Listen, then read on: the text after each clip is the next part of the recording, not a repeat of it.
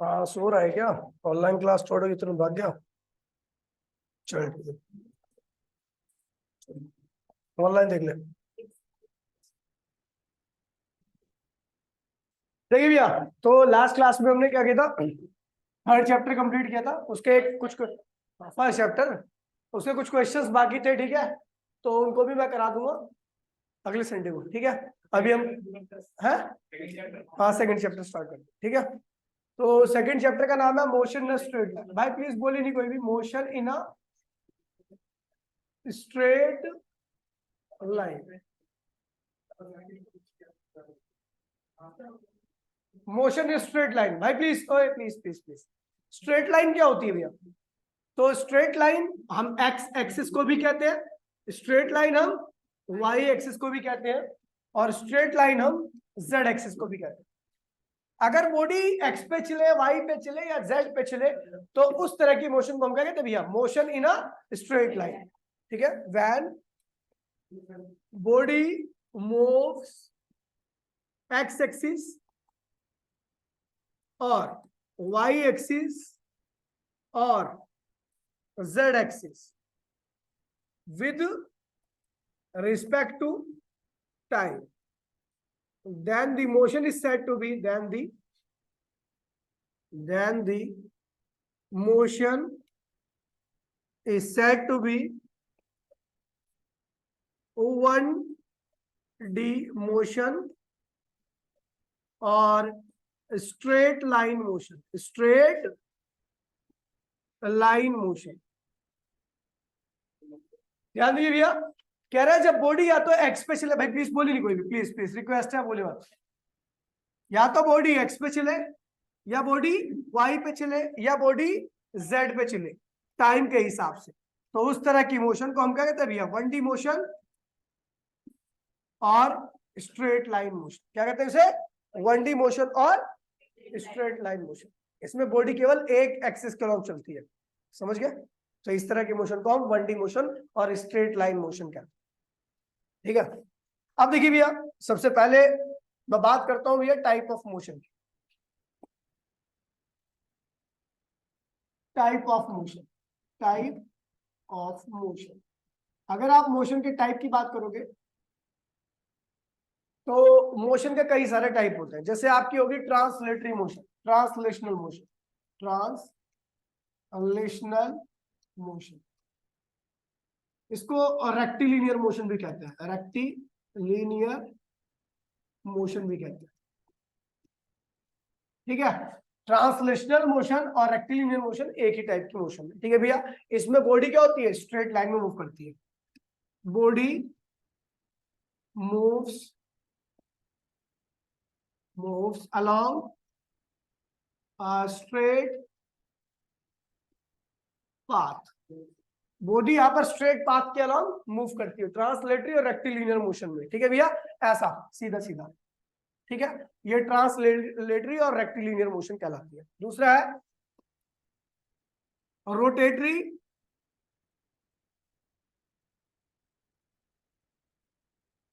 और आपकी normal circulatory motion,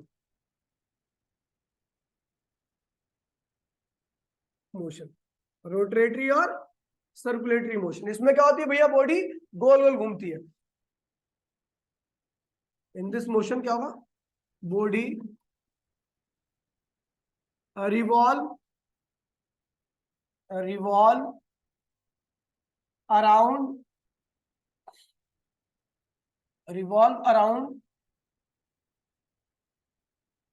around a point. इसमें बॉडी क्या होती है? किसी पॉइंट के अराउंड में क्या करती है? रिवॉल्व करती है। इसमें बॉडी क्या करती है? भाई प्लीज बोली नहीं। रोटेटरी और सर्कुलेटरी मोशन में बॉडी क्या करती है? किसी पॉइंट के अराउंड क्या करती है? रोटेट करती है। इसका एग्जांपल क्या है बताया मुझे? Rotation of earth around the sun के चारों ओर अर्थ की रोटेशन को भी हम क्या कहते हैं भैया? सर्कुलेटरी या रोटेटरी मोशन कहते हैं, समझ गए? फिर आता है भैया, भाई प्लीज बोलिए, फिर आता है आपके वाइब्रेटरी और oscillatory motion.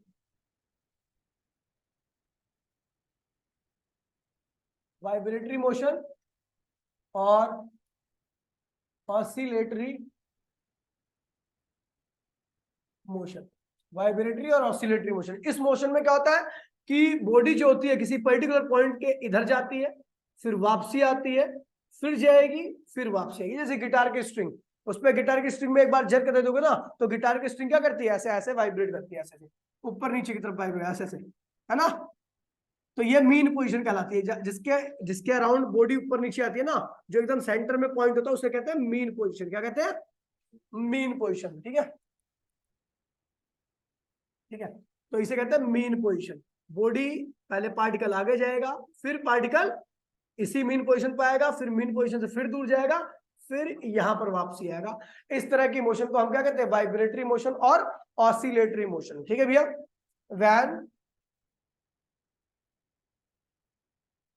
when body oscillate along about a fixed point, जब बॉडी ऑसिलेट करती है इसे ऑसिलेशन कहते हैं। ठीक है, इस तरह के ऐसे ऐसे करना ऑसिलेशन कहलाता है, इस ऐसे ऐसे आगे जाना फिर वापसी आना, इसे ऑसिलेशन कहते हैं। ठीक है भैया। तो जब बॉडी किसी फिक्स पॉइंट के अलॉन्ग आप अपनी क्या करती है, मोशन करती है, तो उसे हम क्या कहते हैं? जब बॉडी फिक्स पॉइंट के अलॉन्ग ऑसिलेट करती है तो इसे हम क्या कहते हैं? वाइब्रेटरी मोशन और ऑसिलेटरी मोशन। समझ गए भैया? समझ गए? कुछ भी नहीं है खैर इसमें, ये वैसे नहीं भी बताता फिर भी ये चैप्टर होता, लेकिन बता दिया मैंने आपको। ठीक है, अब देखिए यहां पर आता है पॉइंट रेस्ट। क्या आता है? रेस्ट। रेस्ट क्या होता है? when body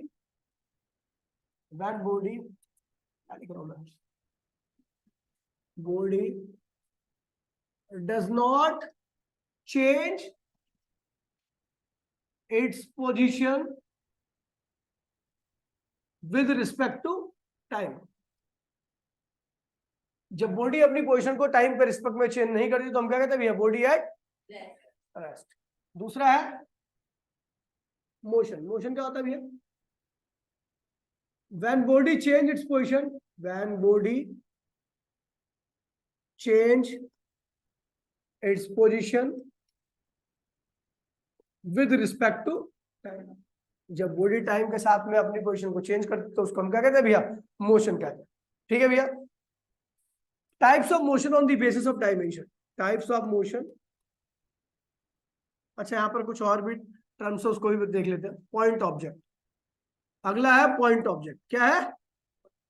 object. Point object क्या होता है भैया? जब जो ऑब्जेक्ट मूव कर रहा है वो अपने साइज से बहुत ज्यादा डिस्टेंस, अपने साइज के कंपेरेटिवली बहुत ज्यादा डिस्टेंस कवर कर लेता है तो उसे हम क्या कहते हैं? Point object. कोई भी चीज, आप अपने घर से आते हो तो आपके घर के मुकाबले आपका साइज क्या है? आपके घर की दूरी, यहाँ ट्यूशन के और घर के बीच की जो दूरी है उसके साइज के मुकाबले आपका साइज क्या है? कुछ भी नहीं है। यानी आप क्या हो? Point object. गाड़ी यहां से बाइक से निकलते हो और जाके कैंप पहुंच जाते हो तो बाइक का साइज क्या है? पॉइंट है। तो वैन बॉडी और पॉइंट ऑब्जेक्ट क्या होता है भैया? Van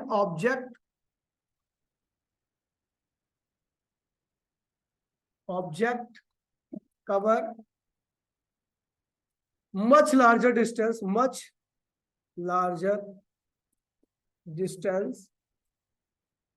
with respect to its size, उसके अपने साइज के रिस्पेक्ट में जब बॉडी बहुत ज्यादा डिस्टेंस कवर कर लेती है तो उसको हम क्या कहते हैं भैया? Point object. When object cover much larger distance with respect to its size, उसके साइज के रिस्पेक्ट में अगर बॉडी अपने साइज के रिस्पेक्ट में बॉडी बहुत ज्यादा बड़ा डिस्टेंस कवर कर लेती है तो उस ऑब्जेक्ट को हम क्या कहते हैं भैया? Point object. समझ गया भैया? फ्रेम ऑफ रिफरेंस अगला है। कौन सा पॉइंट था ये? था ना,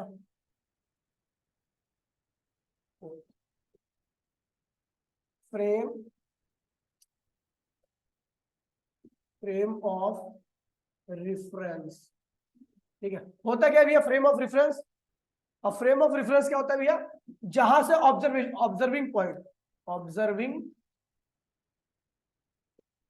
ऑब्जर्विंग पॉइंट मतलब जहां से ऑब्जर्वेशन की जा रही है, जहां से मान लीजिए आप यहां पर खड़े हो, ठीक है, तो ये हो गया आपका फ्रेम ऑफ रेफरेंस। ठीक है, और यहाँ से खड़े होकर चीजों को देख रहे हो। ठीक है, मान लीजिए गाड़ी जा रही है, ठीक है, गाड़ी जा रही है आगे की तरफ, तो ये क्या है भैया, फ्रेम ऑफ रेफरेंस है या ऑब्जर्वर है।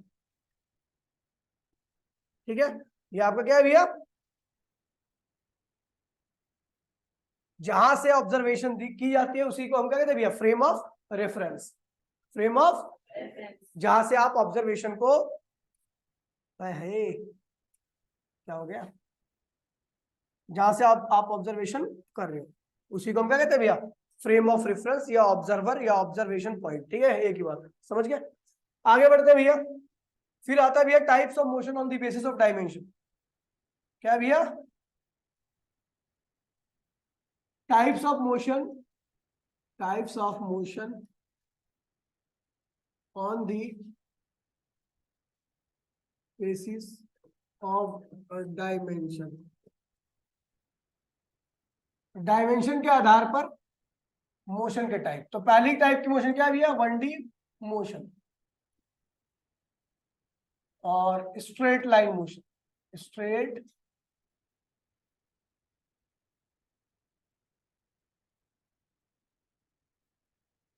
Straight line motion, straight line motion या 1D मोशन एक ही टाइप की मोशन होती है। यहां पर बॉडी क्या करती है, body moves along single axis with respect to, या नॉर्मली आप कह सकते हो when one axis change out of 3 axis। 3 axis में से केवल अगर आपका एक ही एक्सिस चेंज हो रहा है तो वो भी मोशन क्या होगी, 1D मोशन। जैसे मान लीजिए आप केवल एक्स के अलाउंग चल रहे हो, तो जो भी चेंज आएगा केवल एक्स में आएगा ना, वाई में तो कोई चेंज ही नहीं आने वाला, जेड में भी कोई चेंज नहीं वाला। तो जब केवल एक एक्सिस में चेंज हो, आपके चलने से केवल एक एक्सिस में चेंज आए, तो इसका मतलब आप किस तरह की मोशन कर रहे हो, तो 1D मोशन। क्या कहते हो भैया, तो body moves along a straight line. ठीक है भैया, तो मतलब क्या भैया, when one body body moves along single axis with respect to time. जो बॉडी केवल सिंगल एक्सिस के अलोंग मूव करे। सिंगल एक्सिस मतलब या तो एक्स एक्सिस हो या वाई एक्सिस हो या जेड एक्सिस हो। इसकी और भी डेफिनेशन हो सकती है, when one coordinate change out of 3 coordinates। केवल एक कोऑर्डिनेट चेंज हो, कोऑर्डिनेट मतलब एक्स वाई जेड, केवल एक ही तरह का कोऑर्डिनेट चेंज हो टाइम के साथ में, बाकी और 2 कोऑर्डिनेट क्या हो, फिक्स हो, कांस्टेंट हो, तो उस तरह की मोशन को हम क्या कहते हैं भैया। एग्जांपल इसका, मोशन ऑफ बस ऑन बस आधे घंटे लिख दिया, बस ऑन अ स्ट्रेट हाईवे। ठीक है भैया, बस की मोशन स्ट्रेट हाईवे पे जो होगी वो किस तरह की मोशन होगी भैया, भाई फोन बंद कर दो, ये भविष्य क्यों भविष्य खराब कर रहा है अपना। ठीक है भैया, दूसरा आ रहा भैया, अच्छा इसका डायग्राम देख लीजिए।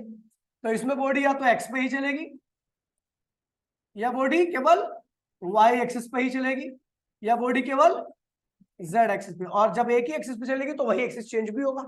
तो इस तरह की मोशन को हम क्या कहते हैं भैया, 1D मोशन। फिर आता है भैया 2D मोशन। क्या आता है, 2D मोशन। 2D मोशन में जाहिर सी बात, तो दो एक्सिस चेंज होंगे, और ऐसा जब भी पॉसिबल हो सकता है जब बॉडी एक्सिस पे नहीं चले, प्लेन पर चले। जैसे मान लीजिए ये है, अगर वो इस पे चलती है तो केवल एक्स चेंज होगा, इस पे चलती है तो केवल, और इस पे चलती है तो केवल। अब हम इस पे नहीं चलाएंगे, हम ऐसा चलाएंगे कि दो एक्सिस चेंज हो एक साथ। तो भैया मैं इधर चला दूंगा, यहाँ पर चले, तो यहाँ पर एक्स की वैल्यू क्या है 0, वाई की वैल्यू भी क्या है 0। यहाँ पर आएगी तो एक्स की वैल्यू क्या होगी x1 और वाई की वैल्यू क्या होगी y। यहाँ पर चल के आ गया तो क्या, एक्स की वैल्यू x2, वाई की वैल्यू y2 आगे जाएगी। तो इस तरह से आपकी दोनों एक्सिस चेंज हो रहे हैं, दो कोऑर्डिनेट टाइम के साथ चेंज हो रहे हैं ना।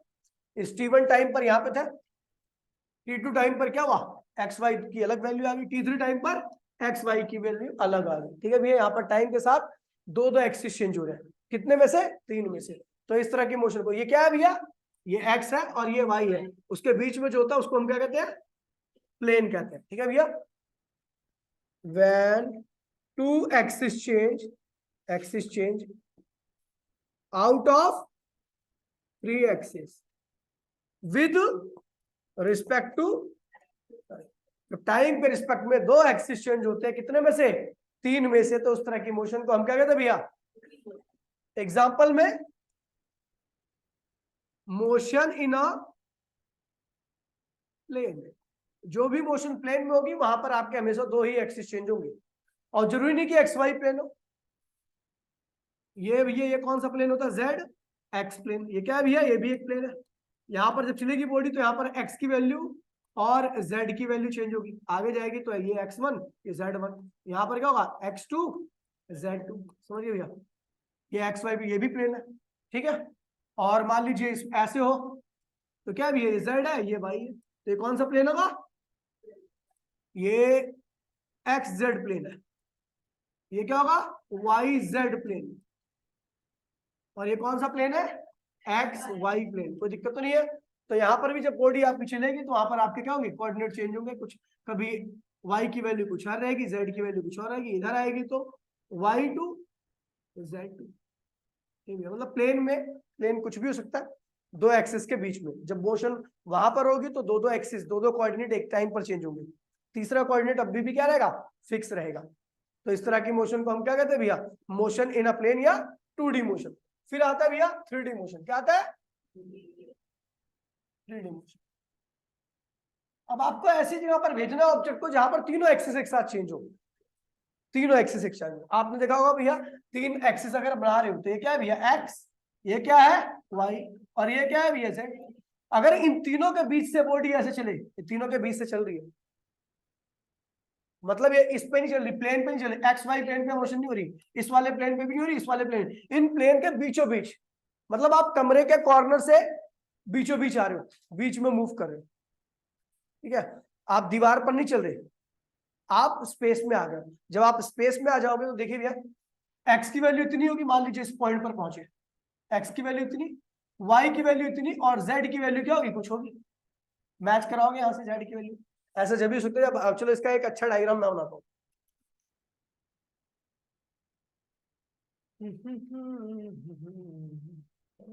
3D motion.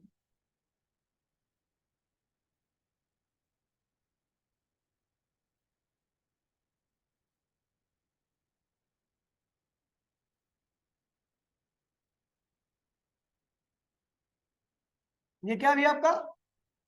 ये क्यूबॉइड है, ये एक्स है, ये वाई है, और ये क्या है भैया? जेड है। ठीक है भाई। अब बॉडी यहां पर थी, एक्स भी 0, वाई भी 0 और जेड भी 0, चलती हुई इस वाले पॉइंट पर आ गई। तो इस पॉइंट पर जब भी आ सकती है जब वो कहां से आए? स्पेस से आए, इस क्यूबॉइड के स्पेस से चल के आए, इस क्यूबॉइड के स्पेस से चल के आएगी तभी वो यहां पर पहुंचेगी, है ना। तो जब वो यहां पर पहुंचेगी तो एक्स की वैल्यू भी कुछ रहेगी, वाई की वैल्यू भी कुछ रहेगी, और जेड की वैल्यू भी क्या होगी? कुछ रहेगी। यानी एक्स भी पहले 0 था, वाई भी 0 था, और जेड भी 0 था। लेकिन जब वो ऐसे चल के आई, स्पेस से चल करके उड़ के यहां पर आके बैठ गया, तो एक्स की वैल्यू बदल गई, वाई की वैल्यू बदल गई, और ऐसा जब भी हो पाया जब वो स्पेस से चल के आया। यानी जो भी आप मोशन स्पेस में करते हो, किस टाइप की मोशन है वो? 3D motion. ठीक है भैया, 3D motion. When 3 axis change out of 3 axis with respect to time के रिस्पेक्ट में, जब तीनों एक्सिस चेंज होते हैं, ठीक है भैया, तो उस तरह की मोशन को हम 3D मोशन कहते हैं। और मोशन इन अ प्लेन कौन कह रहा है भैया? Motion in a space. समझ गए भैया? तो ये 3D मोशन है। कोई दिक्कत तो नहीं भैया? ये बहुत आसान था, कुछ भी नहीं है, सब एक बार और देख लीजिए जल्दी से फटाफट। मैंने क्या बोला भैया? Motion in straight line. क्या बोला? Motion in straight line. Straight line क्या होता है भैया? या तो बॉडी एक्स के पे चले, वाई पे, या जेड पे, ठीक है। ये क्या है भैया? Motion in straight line.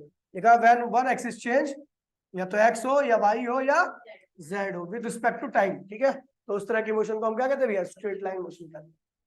कुछ मैंने मोशन के टाइप बताया, ट्रांसलेशनल और रेक्टिलिनियर मोशन। ट्रांसलेशनल और रेक्टिलिनियर मोशन में क्या होता है भैया? बॉडी आपकी क्या होती है? सीधे पाथ पे चलती है, moves along a straight path. Rotatory और सर्कुलेटरी मोशन में बॉडी क्या करती है? एक पॉइंट के अराउंड क्या करती है? घूमती है।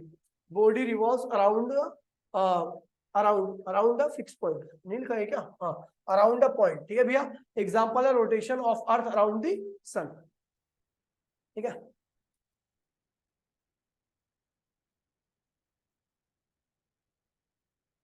फिर देखिए भैया, उसके बाद फिर मैंने बताया वाइब्रेटरी मोशन और ऑसिलेटरी मोशन। वाइब्रेटरी मोशन में क्या होता है भैया, एक पॉइंट के, जिसको हम क्या कहते हैं भैया, मेन पोजीशन, उसके अराउंड बॉडी क्या करती है, आगे पीछे आती है, इसका कहता है to and fro, back and forth, ठीक है। अभी आपके लिए नहीं है, अभी ध्यान रखना इस तरह की मोशन को, जब एक पॉइंट से आगे जाए, फिर पीछे आए, फिर पीछे से आगे जाए, to and fro, to and fro, back and forth, इस तरह की मोशन को हम कहते हैं when body oscillate about a fix point. Rest क्या होता है, जब बॉडी अपनी पोजीशन को टाइम के साथ चेंज नहीं करती। मोशन क्या होता है, जब बॉडी टाइम के साथ अपनी पोजीशन को चेंज करती है। पॉइंट ऑफ व्यू क्या होता है, जब ये बॉडी अपने साइज से बड़ा डिस्टेंस कवर कर लेती है, बहुत बड़ा डिस्टेंस, ठीक है।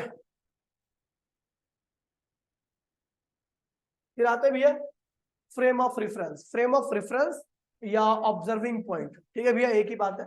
जहां से आप ऑब्जर्वेशन करते हो, कहीं से भी, बस के अंदर से आप बैठ के दूसरी चीज को देख रहे हो, तो फ्रेम ऑफ रेफरेंस क्या होगा, बस के अंदर होगा।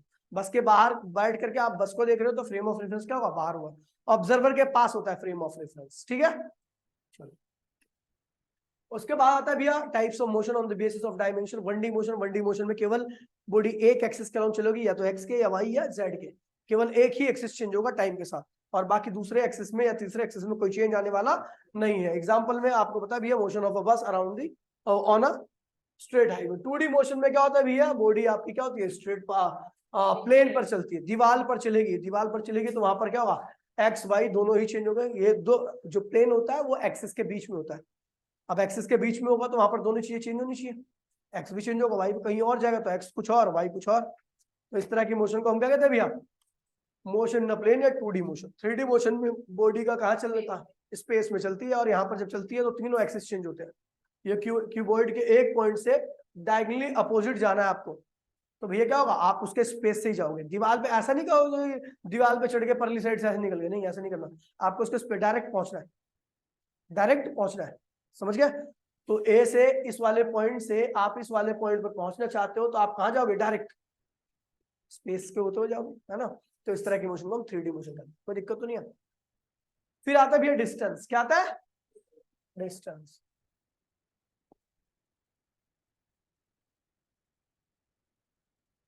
हाँ भाई, हाँ बोलिए। सुबह, अभी क्लास ले रहा हूँ मैं, बाद में बात करूंगा। डिस्टेंस क्या होता है भैया, तो distance total path length covered by body. Body के द्वारा कवर किया गया कुल पाथ की लेंथ, चाहे वो आगे जाए, पीछे जाए, दाएं जाए, बाएं जाए, सारे रास्ते की लंबाई को जब हम जोड़ते हैं, तो जो आता है उसी को हम क्या कहते हैं भैया, पाथ लेंथ कहते हैं, उसे डिस्टेंस कहते हैं। दी total, total path length covered by object. Object के द्वारा कवर किया गया कुल पाथ की लेंथ को हम क्या कहते हैं भैया, डिस्टेंस कहते हैं। क्या कहते हैं, ठीक है, डिस्टेंस। अब ये है, ये कैसा भी पाथ हो, कहीं जाए, तो यहाँ से नापिए इंची टेप से, ठीक है।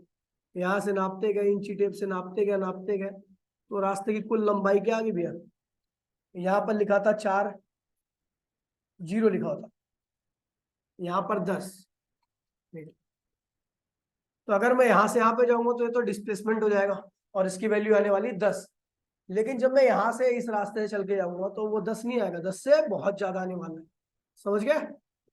तो डिस्टेंस क्या होता है, रास्ते की कुल, इस रास्ते की total length, total length of path, रास्ते की कुल लंबाई को हम क्या कहते हैं भैया, डिस्टेंस कहते हैं, ठीक है। SI property, property of distance, properties of distance. पहली प्रॉपर्टी क्या है, वेक्टर स्केलर क्वांटिटी। कैसी क्वांटिटी है भैया, क्यों भैया, इसके पास कोई पर्टिकुलर डायरेक्शन नहीं है, ये कहीं पर भी जा सकते हैं, टेढ़ा मेढ़ा दाएं बाएं, डिस्टेंस की कोई डायरेक्शन ही नहीं है, कहीं पे भी जाए, तो जिसकी कोई डायरेक्शन नहीं उसकी, तो कैसी क्वांटिटी होती है भैया, स्केलर क्वांटिटी। अगला,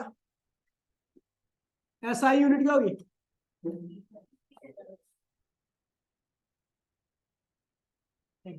एसआई यूनिट क्या होगी इसकी, एसआई यूनिट क्या होगी इसकी बेटा? मीटर। वैसे बहुत सारी यूनिट होती है लेकिन आप मीटर को इसकी एसआई यूनिट लेके चलते हैं, ठीक है। डायमेंशन क्या होगा इसका?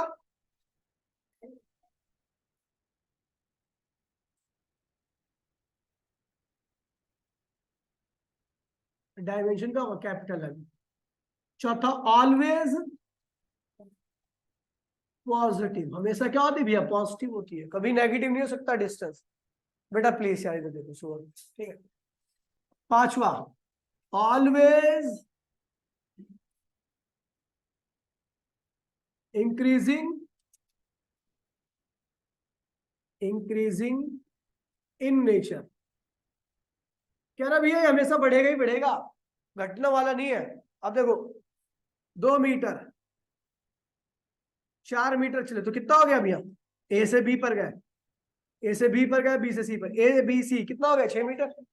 हो सकता है 1 मीटर इधर जाओ, ठीक है, 1 मीटर। डी पर पहुंच गए, कितना हो गया भैया? 7 मीटर। यहाँ पर 4 मीटर आगे आ जाओ, कहाँ पहुंच गए? ई पर। तो ए से बी, ए से ये डिस्टेंस ए से लेके ई तक पहुंचने में कुल कितना डिस्टेंस हो? 2 4 1 5, क्या हुआ भैया? 11 मीटर का डिस्टेंस हो गया। बढ़ ही रहा है, कहीं जाओ पीछे भी आ जाओगे फिर भी बढ़ेगा। ऑलवेज इंक्रीजिंग इन नेचर, इसका नेचर क्या होता है? वैसा इंक्रीज करें। अब देखिए छठा, ठीक है।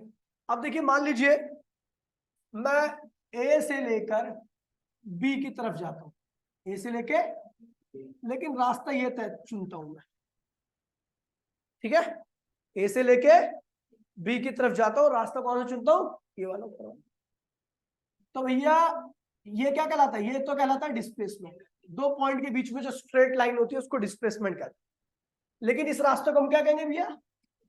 डिस्टेंस कहेंगे। बताओ कौन ज्यादा है? आप ए से बी पे गए और आपने कर्व वाला रास्ता चुना। कर्व रास्ता जब भी आप चुनोगे तो आपके अंदर जो डिस्प्लेसमेंट हुआ है वो हमेशा डिस्टेंस से छोटा होगा। तो इस केस में क्या होगा? Distance is greater than displacement. कब? When body moves on a curve, जब बॉडी कर्व पाथ पे मूव करती है तो उसका तो डिस्टेंस उसके डिस्प्लेसमेंट से क्या आता है? ज्यादा। ये मत सोचना बॉडी 2 बार गई है, बॉडी गई एक बार ही है। हमने डिस्टेंस और डिस्प्लेसमेंट का कंपैरिजन किया आपस में, ठीक है। छठा है, सातवां, ए से बी पॉइंट पर जा रहे हैं लेकिन रास्ता हमने क्या लिया? Straight line. क्या लिया है? ये स्ट्रेट लाइन है। तो इस केस में डिस्टेंस और डिस्प्लेसमेंट दोनों ही क्या होंगे भैया? बराबर होंगे। तो when body moves on a straight, जब बॉडी आपके सीधे रास्ते पे चलती है तो उसमें केस में डिस्टेंस और डिस्प्लेसमेंट दोनों ही आपके क्या होते हैं? समान रहते हैं, ठीक है भैया, ठीक है। ये हो गया, कोई दिक्कत तो नहीं है। चलो अब देखिए लास्ट है, कौन सा था? 7वां 8वां? 8वां ना। इन बिटवीन 2 पॉइंट, अगर मान लीजिए मैं 2 पॉइंट की बात करता हूँ, ये पॉइंट ए है और ये बी है, ये डिस्टेंस हो सकता है, ये भी क्या हो सकता है? डिस्टेंस। ये भी क्या हो सकता है? नीचे से भी क्या हो सकता है? इधर से भी क्या हो सकता है? ये क्या हो सकता है? न जाने कितने डिस्टेंस हो सकता है। तो इन बिटवीन, हेलो, हाँ जी कौन? हाँ जी कौन? हाँ जी, आवाज नहीं आ रही फिर से। हाँ बोल बेटा।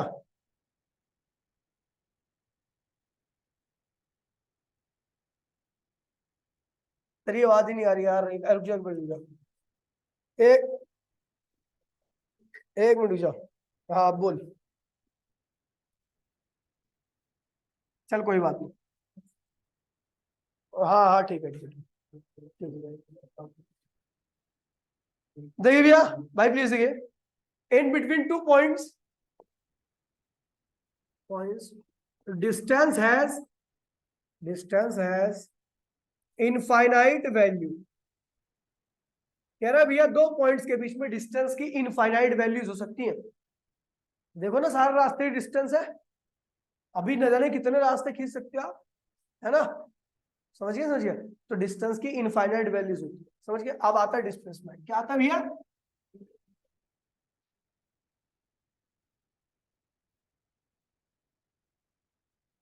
डिस्प्लेसमेंट, दो रास्ते के बीच में, दो पॉइंट के बीच में एक स्ट्रेट लाइन, ठीक है।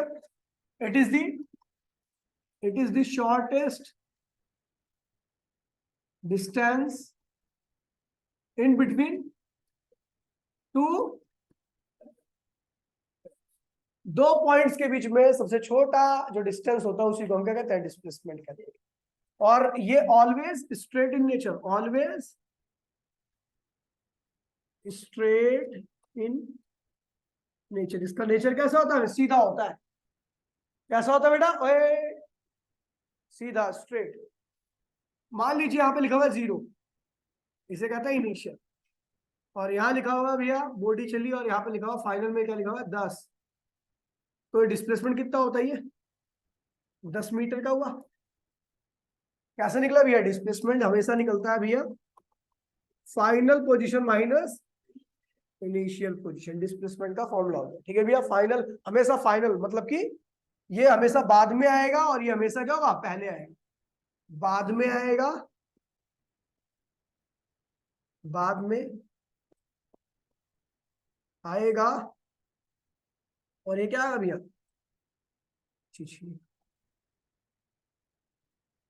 पहले आएगा।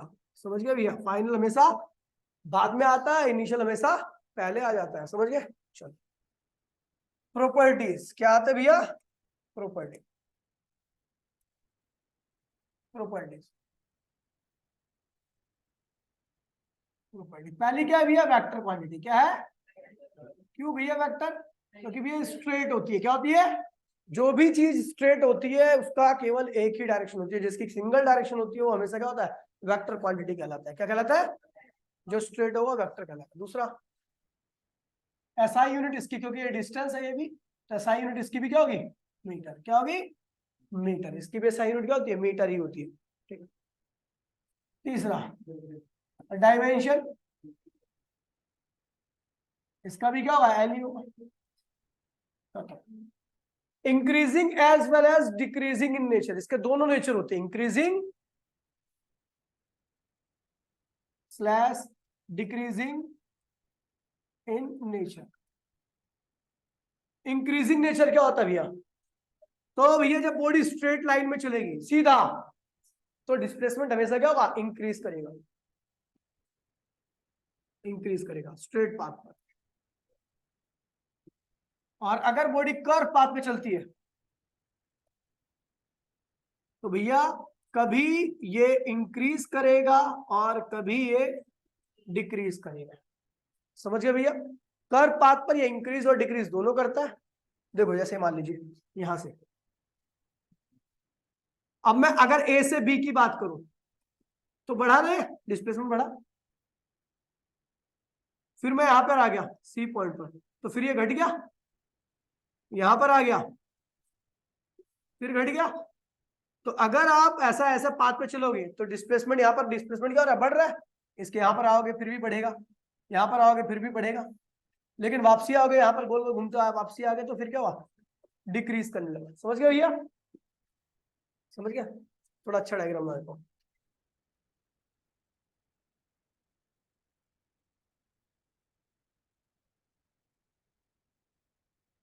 ए से चलना चालू किया, बी पर पहुंचे, ठीक है। तो यहाँ पे डिस्प्लेसमेंट क्या हो रहा है? बढ़ रहा है, इंक्रीज कर रहा है। यहाँ पर भी डिस्प्लेसमेंट क्या हो रहा है? बढ़ रहा है। लेकिन अगर आप डी पर पहुंचोगे तो क्या होगा? डिस्प्लेसमेंट क्या हुआ? घटने लगा। ई पर पहुंचे तो फिर डिस्प्लेसमेंट क्या हुआ? कम हो रहा है। समझ गए भैया? कोई दिक्कत तो नहीं है? It may be positive, negative और जीरो, क्योंकि वेक्टर क्वांटिटी जो होती है ना, वेक्टर क्वांटिटी मतलब डायरेक्शन भी है। अगर एक डायरेक्शन को मैं पॉजिटिव ले रहा हूं तो उससे विपरीत डायरेक्शन को मैं क्या लूंगा? नेगेटिव ले लूंगा। तो ठीक है भैया, कौन सी है property? It may be positive, negative और जीरो। पॉजिटिव डिस्प्लेसमेंट कब होता है? जब बॉडी आपकी इनिशियल ये हो, यहाँ से स्टार्ट हुआ और पहुंचे बाद में ये है, तो आप देख रहे हो भैया इधर राइट साइड में कहा जा रहे हो आप, राइट में। तो राइट में क्या होगा आपका एक्स फाइनल जो होगा इनिशियल से क्या होगा ज्यादा होगा। अब अगर आप राइट साइड में चल रहे हो स्केल में तो आपका फाइनल क्या होगा ज्यादा होगा, इनिशियल क्या होगा कम होगा। तो फाइनल इधर ले आओ, इसको इधर ले आओ, तो क्या minus initial is greater than zero. ये होता क्या है, किसका फॉर्मूला है, डिस्प्लेसमेंट का। डिस्प्लेसमेंट इज ग्रेटर देन, कोई चीज ग्रेटर देन जीरो मतलब क्या है, पॉजिटिव है, क्या है। अब देखिए अगर मान लीजिए आप स्टार्टिंग में यहाँ पर थे, इनिशियल आप यहाँ पे थे, ठीक है, और आप कहाँ पर आ गए, लेफ्ट में आ गए, कहाँ आ गए, तो आपकी फाइनल क्या होगी, इधर होगी। तो फाइनल क्या हो जाएगी, कम हो जाएगी। फाइनल यहाँ पर क्या होगी, लेस देन इनिशियल, इसको इधर ले आओ। तो final minus initial is less than zero, यानी डिस्प्लेसमेंट क्या आ रहा है भैया, लेस देन जीरो। और डिस्प्लेसमेंट लेस देन का मतलब नेगेटिव है, क्या है। फिर आता है भैया जीरो डिस्प्लेसमेंट, क्या आता है, जहां से चले वहीं पर आ गए, ए टू ए। तो भैया जहां से चले, अगर आप ए से ए पर आ गए तो फाइनल भी वही है और इनिशियल भी वही है। यानी फाइनल बराबर में अगर आपकी इनिशियल आती है तो final minus initial is equals to में क्या, जीरो। यानी डिस्प्लेसमेंट इक्वल्स टू में क्या होगा, जीरो हो जाएगा। यानी आप ए टू ए आ रहे हो तो आपका डिस्प्लेसमेंट क्या आएगा, जीरो है। समझ गया भैया। तो ये इसकी प्रॉपर्टी है, अगली क्लास में इसके क्वेश्चंस भी करेंगे, ठीक है भैया। आज यहीं पर मैं अपनी वाणी को विराम देता हूँ, तो टाटा बाय बाय, जय हिंद जय भारत।